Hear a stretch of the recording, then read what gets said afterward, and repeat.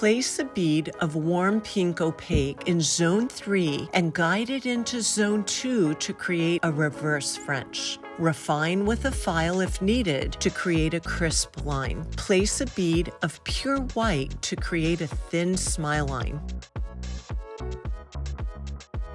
Follow by applying a variety of colors in a smile line pattern.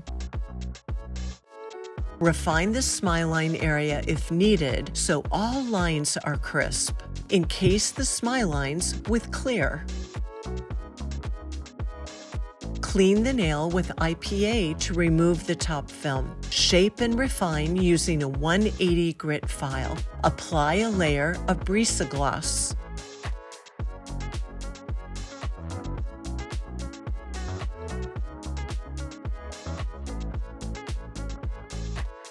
Cure on button 3. Clean the nail. Apply a drop of solar oil.